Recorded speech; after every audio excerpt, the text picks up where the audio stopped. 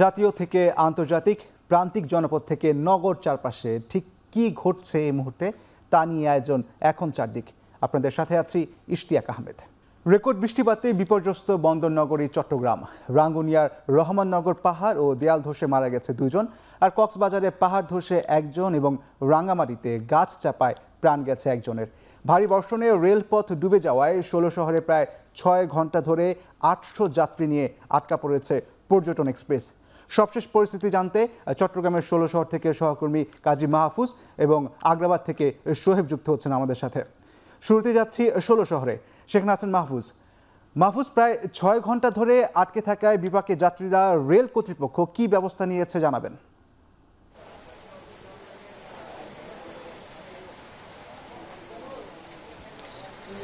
6 ঘন্টা না, ঠিক প্রায় 7.5 ঘন্টা ধরে আটকা পড়ে আছে চট্টগ্রামের 16 শহর রেল স্টেশনে কক্সবাজারগামী পর্যটক এক্সপ্রেস।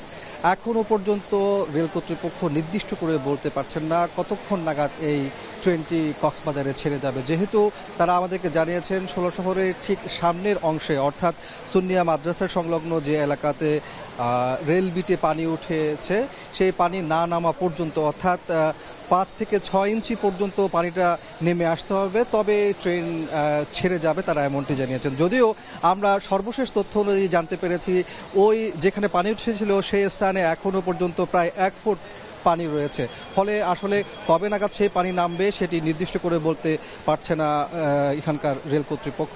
সেজন্য অনেকক্ষণ হয়তো অপেক্ষা করতে হতে পারে এই যাত্রীদের। আর এই যে অপেক্ষার কারণে আমরা দেখতে পাচ্ছি বেশ ভোগান্তির মধ্যে পড়েছে রেলের যাত্রীরা ভোগান্তির মধ্যে পড়েছেন এবং তারা বলছেন যে ছোট বাচ্চাদেরকে নিয়ে বেশ বেগ পেতে হচ্ছে। এখানে পানি সংকট তৈরি হয়েছে এবং তারা বলছেন যে স্যানিটেশন যে ব্যবস্থা সেখানে পানির সংকট রয়েছে, খাবারের সংকট রয়েছে এবং তারা একেবারে ক্ষুব্ধ হয়ে পড়েছেন, তাদের ক্ষোভ প্রকাশ করছে। অনেকে রেল থেকে নেমে প্ল্যাটফর্মে দাঁড়িয়ে আছেন, খাবারের সংকট দেখা দিয়েছে, এই সকল কথাগুলো কিন্তু তারা আমাদেরকে জানিয়েছেন।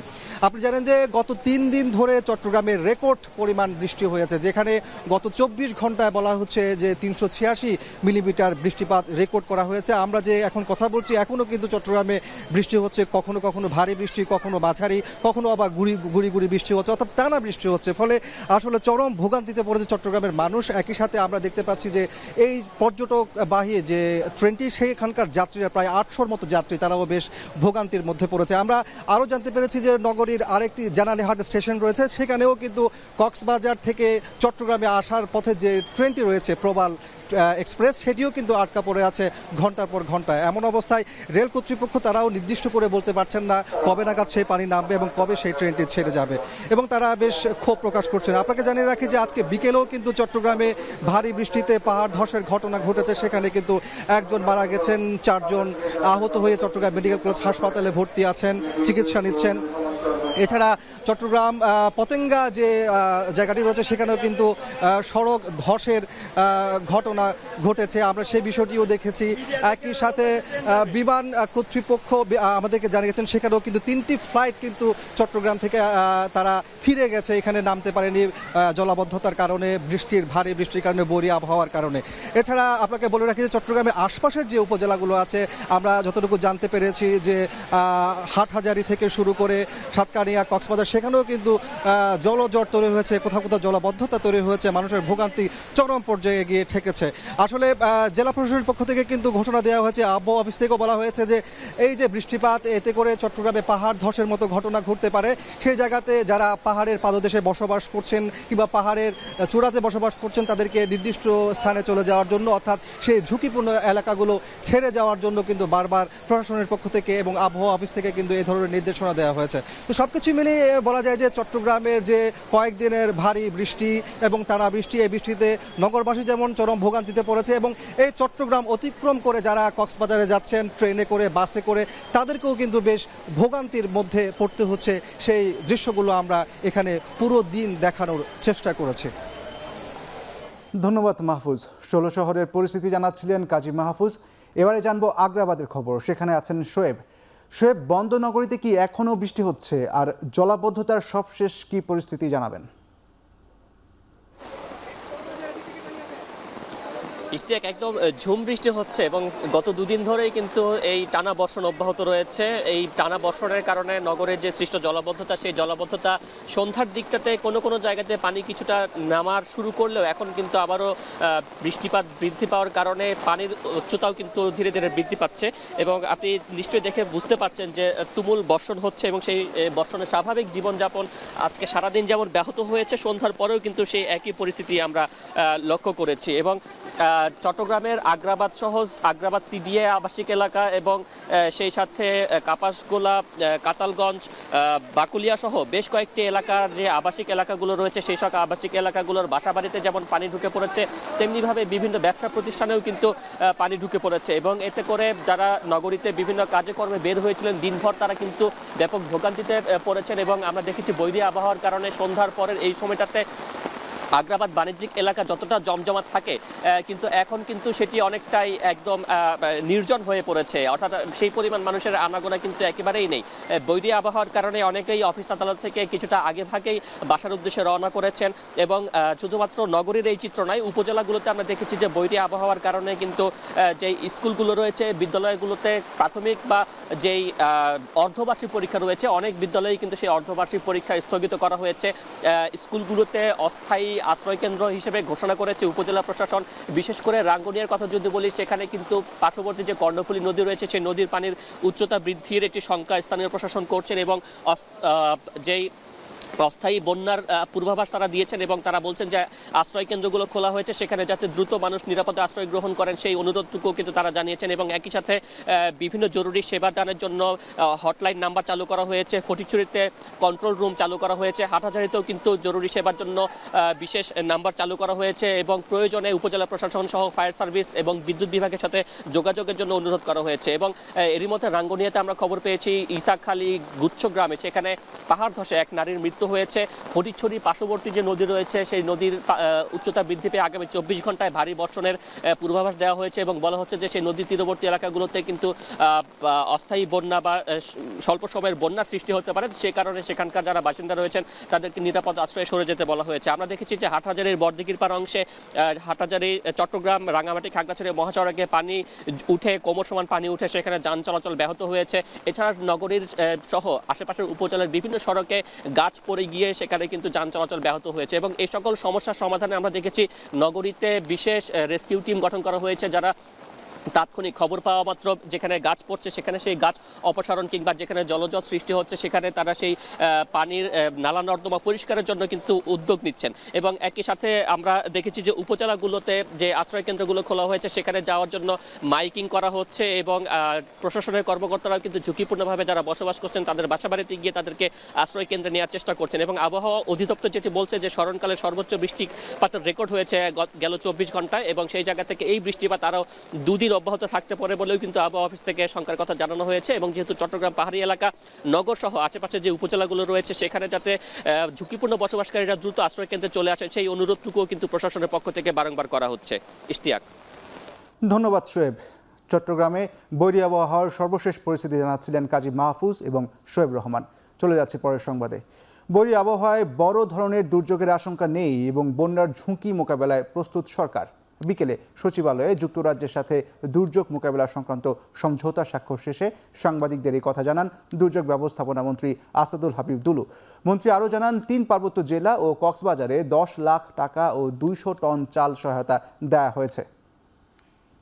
It's a great day for Bangladesh-UK collaboration in the sphere of disaster management, and we hope this signing will take us to a new drive to strengthening disaster preparedness and facilitate exchanges between the two respective countries and officials at every level so that we are prepared to tackle any emergency situation. বিশ্বের মধ্যে যে 9টি দেশ সবচেয়ে বেশি দুর্যোগের মধ্যে, তার মধ্যে কিন্তু বাংলাদেশ। এই একই ধরনের দুর্যোগ কিন্তু সারা বছরে ঘটে না, নানান প্রকৃতি নানান হাওয়ার মধ্যেই দুর্যোগ ঘটিত হয়। সেজন্য আজকে আমাদের এই স্বাক্ষরের মধ্য দিয়ে আমরা একটা নতুন শক্তি সঞ্চয় করব যে ভবিষ্যতে আমরা আশা করি না যে এই ধরনের কোনো দুর্যোগ বাংলাদেশে ঘটুক, কিন্তু যদি ঘটে যায় তাৎক্ষণিকভাবে আমরা এই ধরনের সহযোগিতা ওনাদের কাছ থেকে পাবো। সাভারে এনসিপির সমাবেশে হামলা জুলাইয়ের কর্মসূচি বন্ধের চেষ্টা বলে মন্তব্য করেছেন জাতীয় নাগরিক পার্টির আহ্বায়ক ও বিরোধী দলীয় চিফ হুইপ নাহিদ ইসলাম। বিকেলে টাঙ্গাইলের সখীপুরে জুলাই পদযাত্রায় অংশ নিয়ে তিনি বলেন, একটি দল একনায়কতন্ত্র কায়েম করতে গিয়ে দেশ ছেড়ে পালাতে বাধ্য হয়েছে। সখীপুরের মানুষের স্বতঃস্ফূর্ত অংশগ্রহণ জুলাই পদযাত্রাকে আরও উৎসাহিত করেছে বলে মন্তব্য করেছেন তিনি। বলেন, আওয়ামী লীগের প্রকৃত দোষীদের বিচার করতে হবে, তবে সাধারণ ব্যবসায়ীদের হয়রানি ও মিথ্যা মামলায় জড়ানো যাবে না। বিএনপি 1 কোটি কর্মসংস্থানের কথা বললেও বাজেটে এর কোনো সুনির্দিষ্ট রূপরেখা নেই বলেও মন্তব্য করেন বিরোধী দলীয় চিফ হুইপ। 1 কোটি কর্মসংস্থান 4 মাস গিয়েছে, কয়টা কর্মসংস্থান তৈরি হয়েছে? একটাও কর্মসংস্থান তৈরি হয় নাই। যে বাজেট দিয়েছে সেই বাজেটে কোনো কর্মসংস্থানের রূপরেখা পর্যন্ত নাই। এই একদলীয় শাসন যদি আবার শুরু করার কথা কেউ ভাবে, আওয়ামী লীগের পরিণতির কথা আপনারা ভাববেন। তিনি প্রকাশ্যে ঘোষণা দিচ্ছেন যে এই কিছুদিনে বাংলাদেশে 10,000 পুশিং করা হয়ে গিয়েছে, আরো করার পরিকল্পনা আছে। আমরা বর্তমান সরকারকে বলতে চাই, একটা দেশের মুখ্যমন্ত্রীর এই বক্তব্য আমার দেশের সার্বভৌমত্বের জন্য হুমকি। বিদ্যুৎ বিচ্ছিন্ন করে সাভারে এনসিপির সমাবেশে ককটেল বিস্ফোরণের ঘটনায় কী ব্যবস্থা নেওয়া হয়েছে সংসদে তা জানতে চেয়েছেন বিরোধী দলীয় সংসদ সদস্য আক্তার হোসেন। মঙ্গলবার বাজেট অধিবেশনে পয়েন্ট অফ অর্ডারে রংপুর 4 আসনের সংসদ সদস্য ও এনসিপির এই নেতা অভিযোগ করেন, জুলাইয়ের কোনো আয়োজন থাকলেই স্বৈরাচারের দোসররা নানাভাবে তা বাধাগ্রস্ত করার চেষ্টা করে। তাদের বিরুদ্ধে কী ব্যবস্থা নেওয়া হচ্ছে জানতে চান তিনি। পরে স্বরাষ্ট্রমন্ত্রীর পক্ষে আইনমন্ত্রী জানান, সাভারে এনসিপির সমাবেশে হামলার বিষয়টি গুরুত্ব দিয়ে দেখছে সরকার, জড়িতদের বিরুদ্ধে ব্যবস্থা নেওয়ার আশ্বাস দেন তিনি। এদিন বাংলাদেশ মেডিকেল বিশ্ববিদ্যালয় 2য় সংশোধন বিল উত্থাপন হলে বিরোধী দলীয় নেতা ও জামায়াতে ইসলামীর আমির ডক্টর শফিকুর রহমান বলেন, সংশোধনীতে প্রতিষ্ঠানটিকে লাভজনক অলাভজনক করার কথা বলা হচ্ছে যাতে চিকিৎসা ব্যয় বেড়ে যেতে পারে।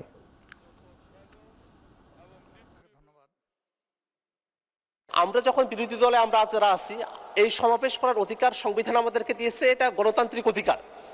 সেই সমাবেশের সময়টাতে কেন বিদ্যুৎ থাকবে না, বিদ্যুৎ কেন নিয়ে যাওয়া হলো, সেই বিষয়টাতে আমরা সরকারি দলের কাছে আমরা একটা জবাব দিতে চাই মাননীয় স্পিকার।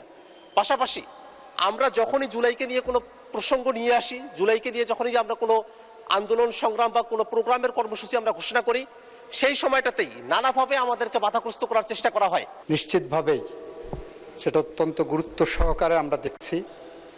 আমরা আশ্বস্ত করতে পারি যে এর সাথে যদি কেউ জড়িত থাকে তার বিরুদ্ধে আইনিভাবে যতটা পদক্ষেপ নেওয়া সম্ভব, স্বচ্ছতার সাথে ততটা কঠোর পদক্ষেপই সরকার নেবেন।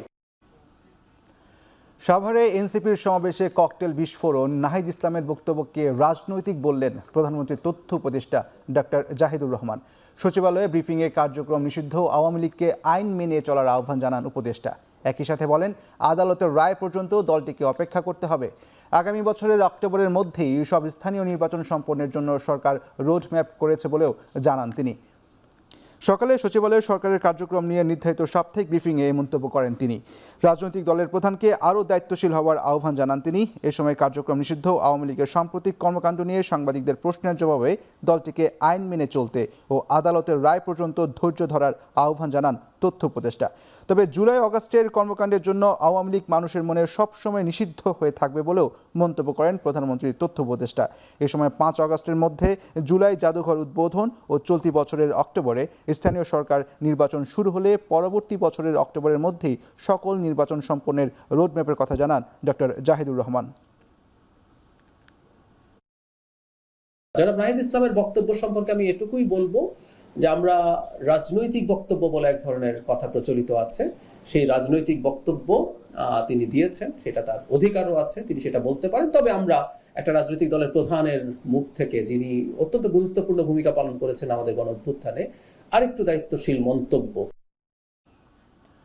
জুলাই আন্দোলনের 2য় বর্ষপূর্তি উপলক্ষে সাভারে জাতীয় নাগরিক পার্টির সমাবেশস্থলে ককটেল বিস্ফোরণের ঘটনায় 2 জনকে গ্রেপ্তার করেছে পুলিশ।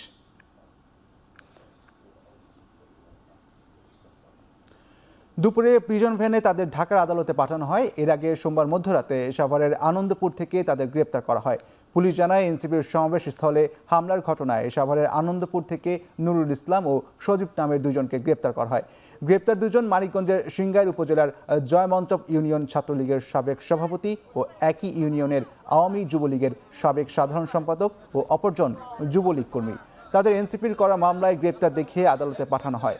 সোমবার রাতে সাভার থানা স্ট্যান্ড ঈদগাহ মাঠে এনসিপির সমাবেশস্থলে ককটেল বিস্ফোরণের ঘটনা ঘটে। এতে আহত হয় 4 জন।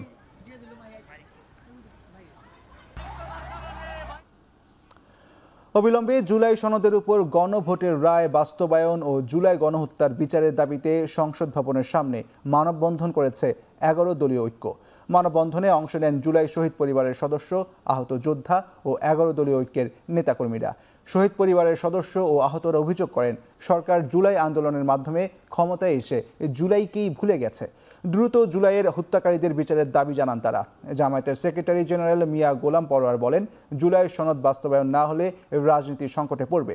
ঐক্যের শীর্ষ নেতারা জানান, জুলাইকে যারা অস্বীকার করতে চায় তারা জনগণের সাথে প্রতারণা করছে। দ্রুত সংবিধান সংস্কার পরিষদের অধিবেশন আহ্বান করতে এ সময় স্পিকারকে স্মারকলিপি দেন তারা।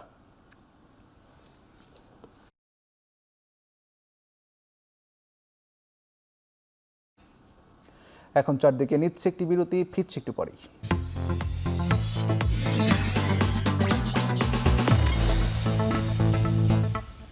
বিরতির পর ফিরে এলাম, আপনারা দেখছেন এখন চারদিক। দেশের জনগণ বাংলাদেশ সেনাবাহিনীর উপর গভীর আস্থা রাখে, তাই সেনাবাহিনীকে প্রশিক্ষণ, শৃঙ্খলা ও সর্বোচ্চ প্রস্তুতি রাখার তাগিদ দিয়েছেন প্রধানমন্ত্রী তারেক রহমান। সকাল 9:30টায় মানিকগঞ্জে সেনাবাহিনীর গ্রীষ্মকালীন প্রশিক্ষণ এলাকায় আকস্মিকভাবে সশরীরে উপস্থিত হন তারেক রহমান। এ সময় জাতীয় সংকটে সেনাবাহিনীর গৌরবময় ভূমিকার প্রশংসা করেন। প্রশিক্ষণ এলাকার বিস্তীর্ণ অংশ হেঁটে পরিদর্শন করেন। মহড়া চলার সময় তারেক রহমান ফার্ম বেজের বিভিন্ন অংশ ঘুরে দেখেন। দায়িত্বপ্রাপ্ত জিওসি ও সিও প্রশিক্ষণ কার্যক্রম ও কৌশলগত প্রস্তুতি সম্পর্কে প্রধানমন্ত্রীকে অবহিত করেন। এ সময় প্রধানমন্ত্রী একটি রেইড মহড়া প্রত্যক্ষ করেন। সেনা বাংকারে নেমে মহড়ায় অংশগ্রহণকারী অফিসার ও সেনা সদস্যদের সঙ্গে রণকৌশল নিয়ে মতবিনিময় করেন।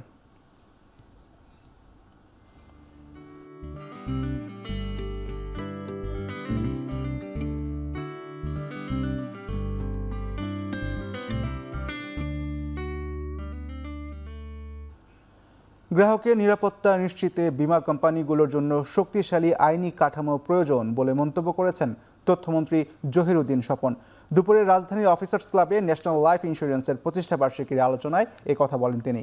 তথ্যমন্ত্রী বলেন, বর্তমান সরকার রাষ্ট্র ও সরকারের নানা সমস্যা চিহ্নিত করে তার সংস্কারের কাজ করছে।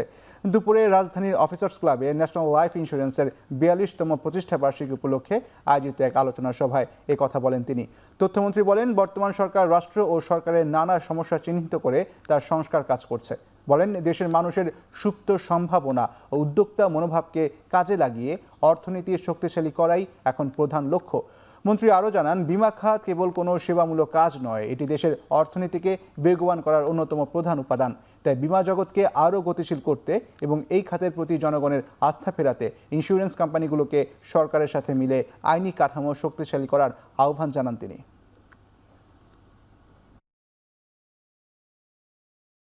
নাগরিকরা যেন এই বিমা জগতের নেটওয়ার্কের মধ্যে প্রবেশ করে, সেই কারণে সরকারের কাছ থেকেই আপনাদের অ্যাসোসিয়েশনের উচিত সেই ধরনের আইন কানুন এবং বিধিমালাগুলিকে নিশ্চিত করা, যা নাগরিককে আশ্বস্ত করবে এই বিমা জগতে প্রবেশ করার জন্য, এবং এভাবেই তাদের অর্থ এবং তাদের প্রিমিয়াম, তাদের বিমা, তাদের পরিকল্পনা সবটাই কিন্তু তখন একটা নিরাপত্তার আইনি কাঠামোর মধ্যে থাকবে। অর্থনৈতিক উন্নয়নের পাশাপাশি স্বাস্থ্য খাতেও অংশগ্রহণমূলক ও কার্যকর সেবা নিশ্চিত করতে চায় সরকার। এজন্য সরকারি ও বেসরকারি উভয় খাতকে সমন্বিতভাবে কাজ করার আহ্বান জানান অর্থমন্ত্রী আমির খসরু মাহমুদ। মঙ্গলবার গুলশান হোটেল আমারিতে এসব কথা বলেন তিনি। বাংলাদেশের স্বাস্থ্য খাত বছরের পর বছর ধরে অবহেলা এবং জবাবদিহিতার অভাবের মুখোমুখি হয়েছে। বাংলাদেশের মানুষকে তাদের স্বাস্থ্য ব্যয়ের 72% নিজেদের পকেট থেকে দিতে হয়, যার ফলে অসুস্থতা দারিদ্র্যের অন্যতম প্রধান কারণ হয়ে দাঁড়িয়েছে বলে মন্তব্য করেন ডক্টর জোবাইদা রহমান। তিনি বলেন, অসংক্রামক রোগ বৃদ্ধি পাচ্ছে, আমাদের দেশের মানুষ দ্রুত বার্ধক্যের দিকে যাচ্ছে, জলবায়ু পরিবর্তনের ফলে নতুন নতুন ঝুঁকির সৃষ্টি করছে এবং নগরায়ন মানুষের জীবনযাপন, কাজ এবং সেবা গ্রহণের পদ্ধতিকে বদলে দিচ্ছে। সেখানে আরও উপস্থিত ছিলেন স্বাস্থ্য ও পরিবার কল্যাণ মন্ত্রী Sardar Mohammad Sakhawat Hossain, doctor Laura Reichenberg, প্রধানমন্ত্রীর স্বাস্থ্য বিষয়ক বিশেষ সহকারী doctor Zia Haider.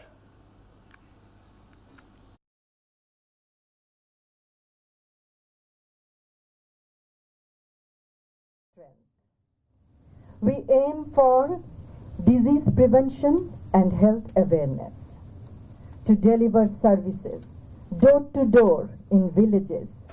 Trained health workers will initially focus on identifying diarrhea, high blood pressure, diabetes, malnutrition, and other problems, strengthening prevention and awareness. 2-3 countries, including Tunisia, they have requested me to make my meeting with our pharmaceutical producers and government. They want to take our medicines from our country, like cancer medicines and other medicines. In the budget, again, we have given lot of incentives for them to invest in the medical equipment manufacturing in Bangladesh, and which is not that difficult. So I think we are getting a lot of response. বিমস্টেকের প্রতি বাংলাদেশের অব্যাহত প্রতিশ্রুতি পুনর্ব্যক্ত করেছেন পররাষ্ট্র প্রতিমন্ত্রী শামা ওয়ায়েদ। আঞ্চলিক সহযোগিতা আরও এগিয়ে নিয়ে যাওয়ার জন্য সরকারের সংকল্পও জানান তিনি। মঙ্গলবার পররাষ্ট্র মন্ত্রণালয়ে বিমস্টেকের মহাসচিব ইন্দ্রমণি পান্ডে সৌজন্য সাক্ষাতে এলে শামা ওয়ায়েদ সরকারের পররাষ্ট্রনীতির অগ্রাধিকার বাংলাদেশ ফার্স্ট নীতির কথা তুলে ধরেন। এই অঞ্চলের জনগণের কাছে বাস্তব সুবিধা পৌঁছে দিতে বাণিজ্য, বিনিয়োগ, সংযোগ, জ্বালানি, জলবায়ু পরিবর্তন সহ অগ্রাধিকার বিষয়ে সহযোগিতা বাড়ানোর উপর জোর দেন প্রতিমন্ত্রী। এই সময় সংস্থাটির এজেন্ডা বাস্তবায়নে বাংলাদেশের নেতৃত্ব ও গঠনমূলক অবদানের প্রশংসা করেন বিমস্টেক মহাসচিব। বঙ্গোপসাগরের যৌথ সমৃদ্ধি, স্থিতিস্থাপকতা ও টেকসই উন্নয়নের গুরুত্ব তুলে ধরেন সংস্থাটির মহাসচিব।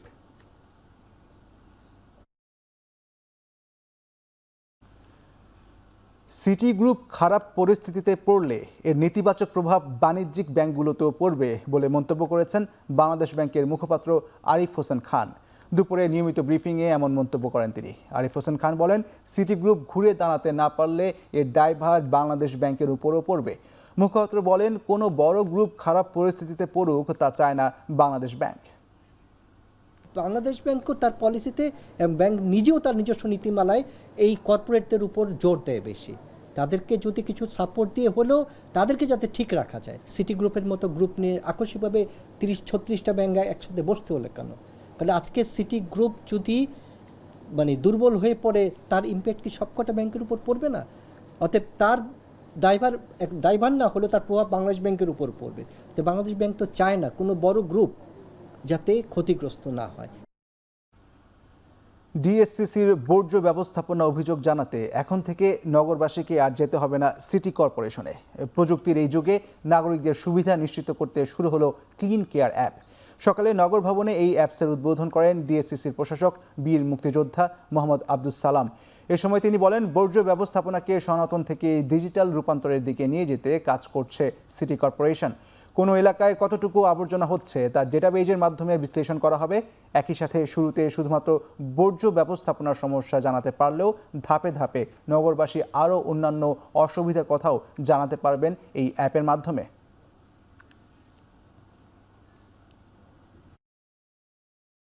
এখন থেকে এই অ্যাপসটি ব্যবহার করে নগরের যে কোনো প্রান্ত থেকে মাত্র কয়েকটি ক্লিকের মাধ্যমেই বর্জ্য ব্যবস্থাপনা সম্পর্কিত যে কোনো সমস্যা, অভিযোগ সরাসরি আমাদের কাছে পৌঁছে দেওয়া যাবে। নাগরিকরা ঘরে বসেই স্মার্টফোনের মাধ্যমে দেখতে পাবেন তাদের অভিযোগের উপর কি ব্যবস্থা নেওয়া হচ্ছে। এই অ্যাপের মাধ্যমে আমরা একটি সম্পূর্ণ জবাবদিহিতামূলক, স্বচ্ছ, দুর্নীতিমুক্ত বর্জ্য ব্যবস্থাপনা গড়ে তুলতে প্রতিজ্ঞাবদ্ধ। উড়োজাহাজে ব্যবহৃত জ্বালানি জেট ফুয়েলের দাম লিটার প্রতি 19 টাকা 22 পয়সা কমালো বাংলাদেশ এনার্জি রেগুলেটরি কমিশন। মঙ্গলবার বিকেলে এক বিজ্ঞপ্তিতে নতুন এই মূল্য ঘোষণা করেছে বিইআরসি। বিজ্ঞপ্তিতে বলা হয়, জুলাইয়ের জন্য অভ্যন্তরীণ ফ্লাইটে প্রতি লিটার জেট ফুয়েলের দাম 150 টাকা 21 পয়সা থেকে কমিয়ে 130 টাকা 99 পয়সা করা হয়েছে। আন্তর্জাতিক ফ্লাইটের জন্য প্রতি লিটার ফুয়েলের দাম $0.9808 থেকে কমিয়ে $0.8556 নির্ধারণ করা হয়েছে। চলতি বছরের 24 মার্চ মধ্যপ্রাচ্যে অস্থিরতা ও জ্বালানি সংকটে জেট ফুয়েলের দাম অভ্যন্তরীণ রুটে 80% এবং আন্তর্জাতিক ফ্লাইটের ক্ষেত্রে প্রায় 79% বাড়ানো হলে এপ্রিল থেকে ধীরে ধীরে কমানো হচ্ছে এই দাম। নতুন এই দর মঙ্গলবার রাত 12টা থেকে কার্যকর হবে।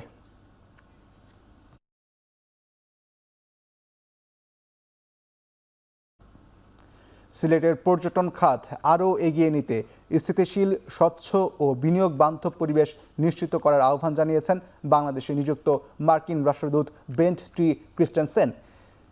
মঙ্গলবার সিলেট সফর শেষে নগরের একটি হোটেলে আমেরিকা সপ্তাহ উপলক্ষে সাংবাদিকদের সঙ্গে মতবিনিময় শেষে রাষ্ট্রদূত এই আহ্বান জানান।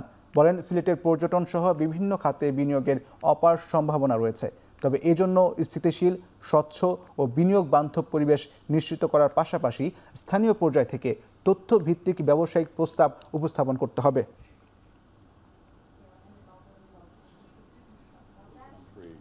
We started in Chittagong, we went to Dhaka, over to Rajshahi. Silet, Jay Shundar, Siloti Manush, Kuboy, Antara. The environment that foreign investors need, stability, clear-cut rules, fair and equitable treatment, all of the things that a foreign company would need to come in and feel their investment is going to be successful. So I think, we need to keep working together on creating that environment to improve the investment climate here in Bangladesh, make it easier to do business, and that's something that I'm going to keep working with your government on doing just that. মালয়েশিয়ার শ্রমবাজার ইতিমধ্যে খুলেছে এবং পর্যায়ক্রমে মধ্যপ্রাচ্যের অন্যান্য দেশের শ্রমবাজার উন্মুক্ত করার উদ্যোগ চলছে বলে জানিয়েছেন প্রবাসী কল্যাণ ও বৈদেশিক কর্মসংস্থান মন্ত্রী আরিফুল হক চৌধুরী। দুপুরে সিলেট সার্কিট হাউসে বাংলাদেশের মার্কিন রাষ্ট্রদূত ব্রেন্ট টি ক্রিস্টেনসনের সঙ্গে সৌজন্য সাক্ষাৎ শেষে সাংবাদিকদের তিনি এই কথা জানান। মন্ত্রী বলেন, বিদেশগামী শ্রমিকদের কর্মসংস্থানের সুযোগ বাড়াতে সরকার কাজ করছে। এ লক্ষ্যে জাপান, দক্ষিণ কোরিয়া, ভারত, মরিশাস, ওমান ও সৌদি আরবের শ্রমবাজার সম্প্রসারণের প্রচেষ্টা অব্যাহত রয়েছে। এর আগে সার্কিট হাউসে মন্ত্রী ও মার্কিন রাষ্ট্রদূতের মধ্যে অনুষ্ঠিত বৈঠকে বিনিয়োগ সহ পারস্পরিক সহযোগিতার বিভিন্ন বিষয় নিয়ে আলোচনা হয়। বৈঠকে নিজের নির্বাচনী এলাকায় যুক্তরাষ্ট্রের বিনিয়োগের আহ্বান জানান মন্ত্রী। পরে মার্কিন রাষ্ট্রদূত সিলেটের ঐতিহাসিক কুইন ব্রিজ ও সুরমা নদী এলাকা পরিদর্শন করেন। মিডল ইস্ট সব জায়গায় আমাদের শ্রমবাজার খুলে যাবে ইনশাল্লাহ, খুলে গেছে অলরেডি, মালয়েশিয়া গতকালকে খুলে গেছে। হ্যাঁ, তো এখন আমাদের শ্রমবাজারে আমাদের মিডল ইস্টে আমাদের জাপান, আমাদের কোরিয়া, আমাদের মরিশাস, আমাদের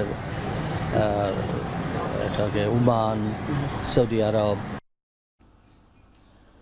মালয়েশিয়া শ্রমবাজারে দুর্নীতির অভিযোগে এখন পর্যন্ত 100 রিক্রুটিং এজেন্সির 232 জনের বিরুদ্ধে মামলা করেছে দুদক।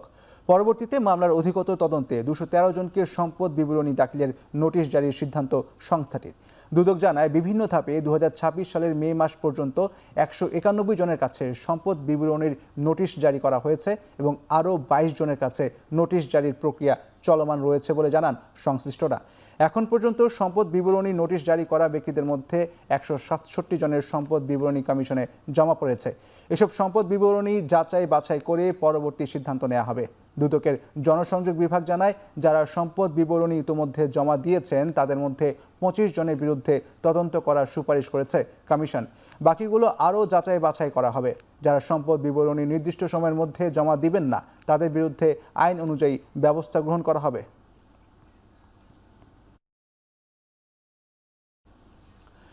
তত্ত্বাবধায়ক ব্যবস্থা ফেরানোর পঞ্চদশ সংশোধনী বাতিল করে হাইকোর্টের রায়ের বিরুদ্ধে দ্বিতীয় দিনের আপিল শুনানি শেষ। কাল হবে রাষ্ট্রপক্ষের শুনানি। প্রধান বিচারপতি জুবাইর রহমান চৌধুরীর নেতৃত্বে 4 বিচারপতির বেঞ্চে এই শুনানি হয়। হাইকোর্টের রায়ের বিরুদ্ধে আপিল শুনানিতে পুরো পঞ্চদশ সংশোধনী বাতিল চেয়েছেন রিটকারী সুজনের আইনজীবী ব্যারিস্টার শরীফ ভূঁইয়া। তবে তিনি মনে করেন সুপ্রিম জুডিশিয়াল কাউন্সিলের অংশ রাখা যেতে পারে। আলাদা দুটি রিট আবেদনের চূড়ান্ত শুনানি শেষে 2024 সালের 17 ডিসেম্বর পঞ্চদশ সংশোধনীর কিছু অংশ অসাংবিধানিক ও বাতিল করে রায় দেন হাইকোর্ট। এই রায়ের পর তত্ত্বাবধায়ক সরকার ফেরার পথ খুললেও কিছু জটিলতা থেকে যাওয়ায় 3টি আপিল হয়। সেই আপিলই শুনানির জন্য আদালতে উঠেছে। শুনানিতে পক্ষভুক্ত হয়েছে বিএনপি ও জামায়াত। আমাদের আপিল বিভাগ একটা রায়ে পঞ্চম সংশোধনী অবৈধ ঘোষণা করেন, যার ফলে এই সামরিক ফরমানের মধ্যে সংবিধানে অন্তর্ভুক্ত করা সুপ্রিম জুডিশিয়াল কাউন্সিল বিষয়টা অসাংবিধানিক একটা বিষয়ে পরিণত হয় এবং পঞ্চম সংশোধনীর রায়ের পর পঞ্চদশ সংশোধনীর মাধ্যমে পুনরায় সুপ্রিম জুডিশিয়াল কাউন্সিল সংবিধানে অন্তর্ভুক্ত করা হয়। কাজেই যদি পঞ্চদশ সংশোধনী বাতিল হয়ে যায় তাহলে এই ব্যবস্থাটা আর থাকবে না, এই ধরনের একটা সমস্যা তৈরি হতে পারে। চট্টগ্রামের সীতাকুণ্ডে আলোচিত 8 বছর বয়সী শিশু ইরামণি হত্যা মামলার রায় বৃহস্পতিবার ঘোষণা করবেন আদালত। মঙ্গলবার রায় ঘোষণার কথা থাকলেও রায় লিখা সম্পন্ন না হওয়ায় নতুন তারিখ নির্ধারণ করেন নারী ও শিশু নির্যাতন দমন ট্রাইব্যুনাল 4-এর বিচারক জান্নাতুল ফেরদৌস। পুলিশের চূড়ান্ত প্রতিবেদন দাখিলের পর 12 কার্যদিবস ধরে যুক্তিতর্ক ও শুনানি শেষে রায় ঘোষণার দিন নির্ধারণ করা হয়েছিল। নিহতের পরিবার এই মামলায় একমাত্র আসামি বাবু শেখের সর্বোচ্চ শাস্তির প্রত্যাশা করছে। গত 1 মার্চ সীতাকুণ্ডের ইকো পার্ক এলাকা থেকে গলা কাটা অবস্থায় ইরামণিকে উদ্ধার করে হাসপাতালে নেওয়া হয়। চিকিৎসাধীন অবস্থায় 2 দিন পর তার মৃত্যু হয়। পরে 3 মার্চ বাবু শেখকে গ্রেপ্তার করে পুলিশ। জবানবন্দিতে বাবু শেখ জানায়, ইরামণির বাবার সঙ্গে পূর্ব বিরোধের জেরে প্রথমে শিশুটিকে ধর্ষণের চেষ্টা করে এবং পরে ছুরি দিয়ে গলা কেটে হত্যা করে। এই ঘটনায় 11 জুন আদালতে অভিযোগপত্র জমা দেয় পুলিশ। 18 জুন অভিযোগ গঠনের পর 21 জুন থেকে শুরু হয় সাক্ষ্য গ্রহণ। সব প্রক্রিয়া শেষে এখন আদালতের রায়ের অপেক্ষায় রয়েছে নিহতের পরিবার ও স্থানীয়রা।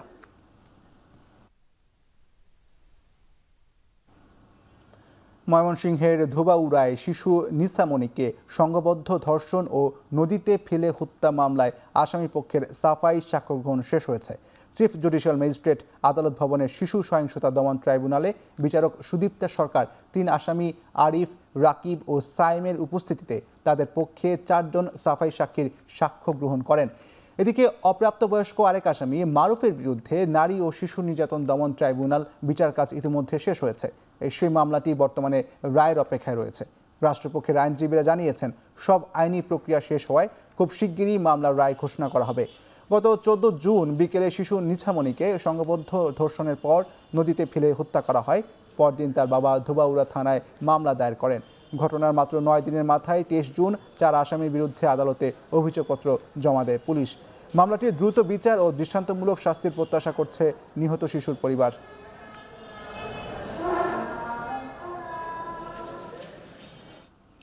এখন চারদিকে নিচ্ছে আরেকটি বিরতি, ফিরছি একটু পরে।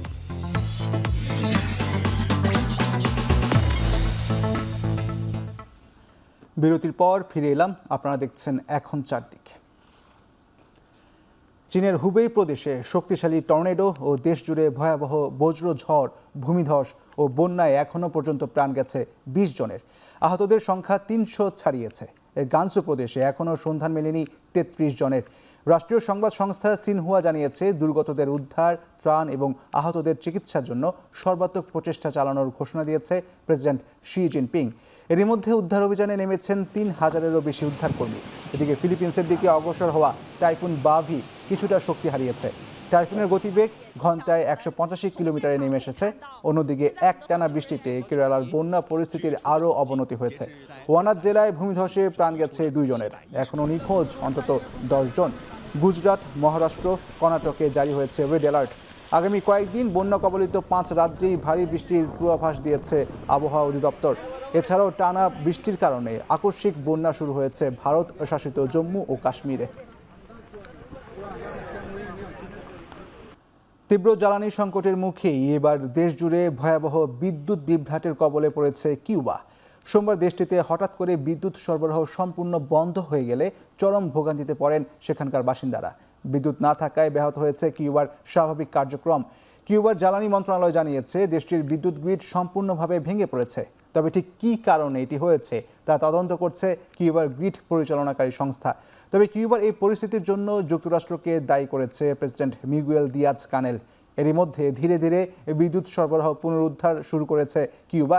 তবে গুরুত্বের ভিত্তিতে হাসপাতাল ও খাদ্য উৎপাদন কেন্দ্র সহ কিছু পরিষেবাগুলিতে বিদ্যুৎ সরবরাহ করেছে গ্রিড পরিচালনাকারী সংস্থা ইউএনই। যুক্তরাষ্ট্রের হুমকি অব্যাহত থাকলে সমঝোতা ভিত্তিতে চূড়ান্ত শান্তি প্রতিষ্ঠার বিষয়ে আলোচনা শুরু করবে না তেহরান, সাফ জানিয়ে দিয়েছেন ইরানের পররাষ্ট্রমন্ত্রী আব্বাস আরাকচি। এ সময় তিনি আরও বলেন, ইরান যুক্তরাষ্ট্র সমঝোতা স্মারকের ১৩ নম্বর ধারাটি স্পষ্ট, পাশাপাশি অপরপক্ষ যেন তাদের স্বাক্ষরকে সম্মান জানায় সে বিষয়েও লক্ষ্য রাখারও কথা বলেন তিনি। ইরানের সঙ্গে চলমান শান্তি আলোচনার মধ্যেও বারবার উস্কানি দিয়ে যাচ্ছেন মার্কিন প্রেসিডেন্ট ডোনাল্ড ট্রাম্প। সোমবার ওয়াশিংটনে দেওয়া ভাষণে ট্রাম্প বলেন, হয় চুক্তি হবে, না হয় ইরানকে চিরতরে নিঃশেষ করে দেওয়া হবে। তবে চুক্তিকেই বেশি প্রাধান্য দেন বলে মন্তব্য করেন মার্কিন প্রেসিডেন্ট। এদিকে আইআরজিসির বিরুদ্ধে হরমুজ প্রণালীতে চলাচলকারী দুটি বাণিজ্যিক জাহাজে হামলা চালানোর অভিযোগ উঠেছে। এছাড়া ব্রিটিশ সামুদ্রিক নিরাপত্তা সংস্থা জানিয়েছে, মঙ্গলবার ভোরে ওমানের লিমাহ পূর্বে একটি অজ্ঞাত বস্তুর আঘাতে একটি ট্যাঙ্কারে আগুন ধরে যায়।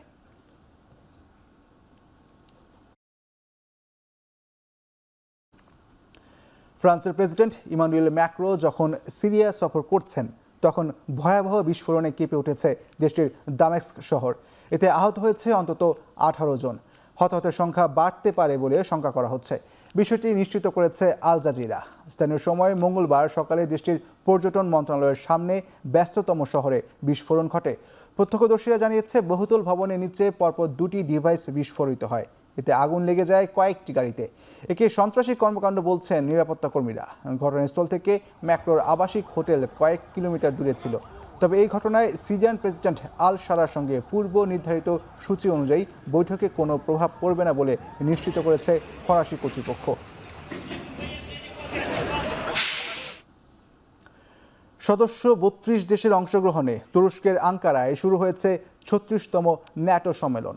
2 দিনব্যাপী এই সামিটে যোগ দিতে এরই মধ্যে আঙ্কারায় পৌঁছেছেন মার্কিন প্রেসিডেন্ট ডোনাল্ড ট্রাম্প। ইউরোপে যুক্তরাষ্ট্রের সেনা প্রত্যাহার এবং সদস্য দেশগুলোর প্রতিরক্ষা ব্যয় বৃদ্ধি নিয়ে ট্রাম্পের কঠোর অবস্থানের প্রেক্ষাপটে এবারের সম্মেলনটি শুরু হয়েছে। তাই প্রতিরক্ষা ব্যয়ের লক্ষ্যমাত্রা বাড়িয়ে মোট বাজেটের 5% করার ব্যাপারে ট্রাম্পকে আশ্বস্ত করেছেন ন্যাটোর প্রধান মার্ক রুট। এছাড়াও ইরান যুদ্ধের প্রেক্ষাপটে হরমুজের নিরাপত্তা নিয়েও জোটের সদস্য রাষ্ট্রের প্রতিনিধিদের সঙ্গে আলোচনা করেন ট্রাম্প। ইউক্রেন যুদ্ধ নিয়ে সাইডলাইনে বসবেন প্রেসিডেন্ট জেলেনস্কির সঙ্গেও। গার্ডিয়ানের তথ্য, ইউক্রেনকে 2026 সালের জন্য 7,000 কোটি ইউরোর সামরিক সহায়তা বিষয়ে বড় ঘোষণা আসতে পারে সম্মেলন থেকে।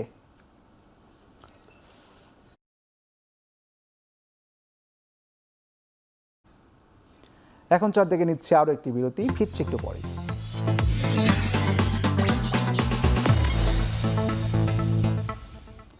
বিরতির পর ফিরে এলাম আরও একবার। দেখছেন এখন চারদিক। ফুটবল বিশ্বকাপ প্রসঙ্গ।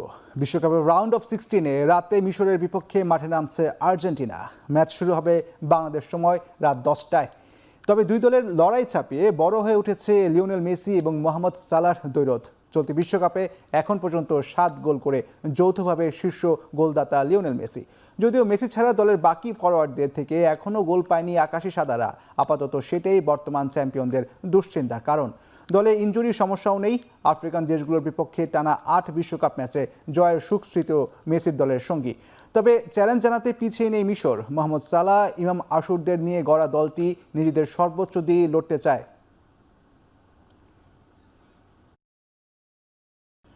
ইংলিশ প্রিমিয়ার লিগের দল টটেনহাম হটস্পারের ট্রান্সফার মার্কেটে বিশাল ধামাকা।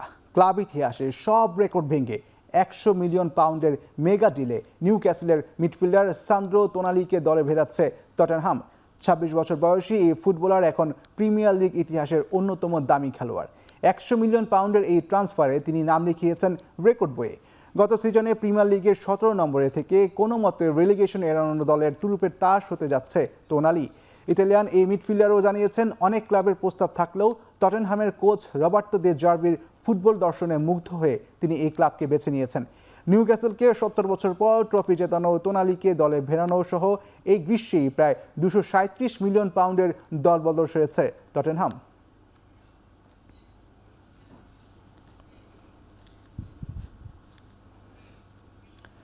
শেষ করছি এখন চারদিক। এখন টেলিভিশন ওয়েবসাইটে দেখতে ভিজিট করুন www.ekhon.tv। এছাড়া ফেসবুকে দেখতে ভিজিট করুন facebook.com/tv.ekhon এবং ইউটিউবে দেখতে ভিজিট করুন youtube.com/c/ekhon tv।